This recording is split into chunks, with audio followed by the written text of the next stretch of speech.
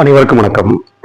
அந்தமான் நிக்கோபார் தீவுகளின் காவல் கடற்படை, அதாவது PMF எனப்படும் போலீஸ் மெரைன் போர்ஸ், அக்டோபர் 31 நேற்றைய தினம் இந்தியாவின் இரும்பு மனிதர் என்று அழைக்கப்படும் சர்தார் வல்லபாய் பட்டேலின் 150வது பிறந்த நாளை முன்னிட்டு ராஷ்டிரிய ஏக்தா திவஸ், அதாவது தேசிய ஒருமைப்பாட்டு தினத்தை கொண்டாடியது. சர்தார் வல்லபாய் பட்டேல் பிறந்த நாளை முன்னிட்டு வேற்றுமையில் ஒற்றுமை என்ற தத்துவத்தின் கீழ் இந்த தினத்தை அனுசரித்தனர். இந்தியாவின் முதல் துணை பிரதமரும் உள்துறை அமைச்சருமான சர்தார் வல்லபாய் பட்டேல் சுதந்திரத்திற்கு பிறகு இந்தியாவை ஒருங்கிணைப்பதில் பெரும் பங்காற்றினார் என்பது குறிப்பிடத்தக்கது. அவர் 560 சமஸ்தானங்களை இந்திய ஒன்றியத்திடம் இணைத்துள்ளார். அவரது இந்த செயல் ஒரு சாதாரணமான ஒரு செயல் அல்ல.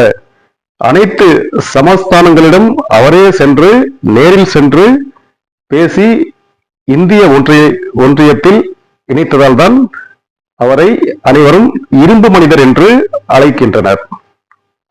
அந்தமானில் இருக்கும் police marine force Andaman Nicobar தீவுகள் கடல் வழியாக அந்தமானை பாதுகாக்கிறது என்பது குறிப்பிடத்தக்கது. இந்த தினத்தை முன்னிட்டு PMF சேர்ந்த நிகாரிகா பட் IPS அவரின் ஒரு சாதனை என்னவென்றால், கடலின் ஆழத்துக்கு சென்று, அதாவது 12 மீட்டர் நார்த் பே என்னும் தீவின் கடலில் 12 மீட்டர் உள்ளே கடலுக்கு அடியில் சென்று சர்தார் வல்லபாய் பட்டேல் அவர்களின் அந்த ஏக்தா திவஸை கொண்டாடியுள்ளார். அதாவது 12 மீட்டர் ஆழத்துக்கு சென்று நார்த் பே கடலில் சர்தார் அட் 150 என்ற கொடியை நீருக்குள் அடியில் அவர் விரித்து அனைவருக்கும் காண்பித்திருக்கிறார்.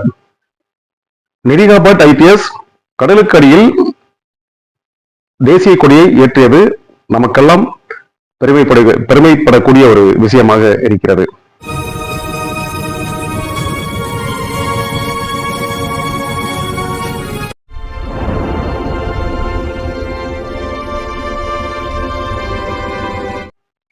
நிகாரிகா பட் IPS கடலுக்கு அடியில் தேசிய கொடியை ஏற்றிருக்கிறார். அது இந்திய ஒருமைப்பாட்டையும் வீரத்தையும் பறை சாற்றுகிறது என்று சொன்னால் அது மிகையாகாது. PMF-இன் இந்த செயல் சர்தார் வல்லபாய் பட்டேலின் புகழை கௌரவிக்கும் வகையில் உள்ளது என்றுதான் இந்த காட்சி நமக்கு தெரிவிக்கிறது. மேலும் நாம் அடுத்த வீடியோவில் பார்ப்போம். சப்ஸ்கிரைப் செய்யாத நபர்கள் சப்ஸ்கிரைப் செய்து கொள்ளுங்கள். அப்பொழுதுதான் நாங்கள் போடும் ஒவ்வொரு வீடியோவும் உங்களுக்கு வந்து சேரும். நன்றி, வணக்கம்.